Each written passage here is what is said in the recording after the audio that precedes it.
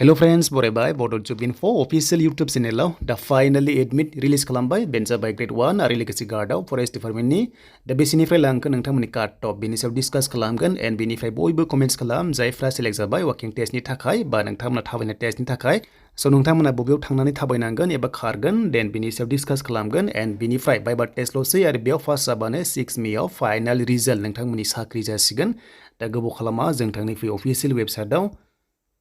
So दायो लोगोफोर जों फैबाय अफिशियेल वेबसाइटआव एन्ड बेयाव फैनाय लोगो लोगो दहाय फुङाव मोनसे भिडिअ होदोंमोन एन्ड फाइनाली लिंकआ बेयावनो एटाच खालामना फैमारबाय दा बेयावनो नोंथांमोना डाउनल'डआव थुनाय लोगो लोगो एडमिटखौ डाउनल'ड खालामनो हासिगोन आरो सो नोंथांमोननि थाबायनाय जागायसिगोन बेनो जाबाय नोंथांमोना 20 एप्रिलनिफ्राय सो नोंथांमोना थाबायनो हासिगोन बा नोंथांमोनाहाय फिजिकेल टेस्टआव थांनो हाबावसिगोन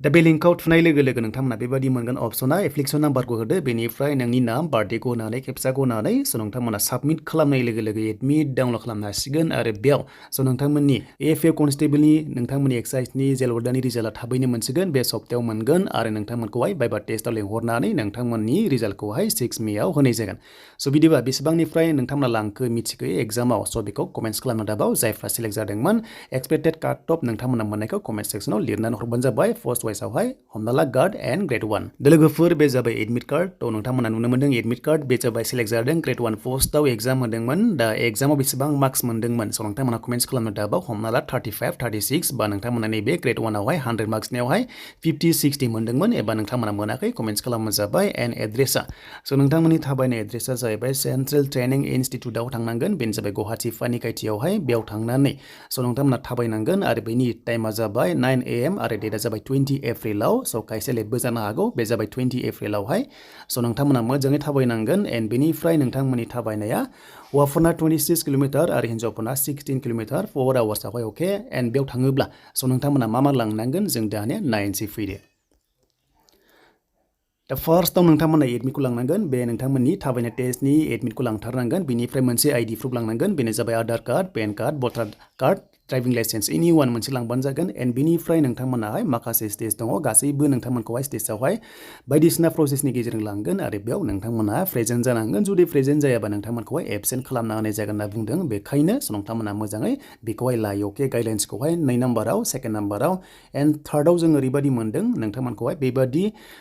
हमना ला बेयाव मोनसे सेन्टार पइन्ट थागोन एन्ड बेयाव थागोन अके लाइक बेबायदि थागोन एन्ड बेनिफ्राय नोंथांमोननि स्टार्टिंआ बेनिफ्राय जागायगोन नैबावहाय मोनसे टकेन थागोन अके बे टकेनखौ नोंथांमोना लानानै थांफिननांगोन नैबे सेन्टारनिफ्राय हमना ला बेनिफ्राय थाबायहोगोन ओरै थाबायनानै बेखौ लानानै टकेनखौ लानानै नोंथांमोना नैबावहाय हैफिननांगोन नोङो साक्सेस जाबाय अब्लानो जुदि टाइमिंआव सहैनांगोन 4 आवार्सआवहाय जुदि सहैयाबा नोङो डिसक्वालिफाइड बाट नोंथांमोना इजि मेथडआव इजि प्रसेसआव बेखौहाय क्वालिफाइ खालामनो हायो सो बेनो जाबाय नोंथांमोना जि हायो एसे खारबानो जाबाय बेवहाय एन्ड बेनिफ्राय लाना फैनानै बेक थांफिननांगोन बे जाबाय हौवाफोर हिन्जावफोर गासैबो नाथाय हिन्जावफोरना अनलि 16 किल'मिटारल' हौवाफोरना 26 4 आवार्सआवहाय सो बेबायदि सिस्टेमाव नोंथांमोनखौ लानो हागोन एन्ड नोंथांमोना क्वालिफाइड जागोन सो बेनिफ्राय गासैबो अरिजिनेल डकुमेन्ट्सखौ लांजोबनांगोन एन्ड लोगोसे जेरक्स कपि खालामना लांबानो जाबाय जाहाथे गोनां जायोब्ला साबमिट होनो हायो दा बेनोमोन आरो लोगोफोर नोंथांमोननि सिलेक्सन प्रसेसआ एन्ड बेनिफ्राय बेयाव पास जायोबा सो नोंथांमोनखौहाय बायबा टेस्टआवहाय लेंहरगोन बेनो जाबाय नोंथांमोननि नाम्बार 5 थागोन बायबा टेस्टआव सो बेखौ जाहाथे नोंथांमोनाहाय क्वालिफाइड खालामो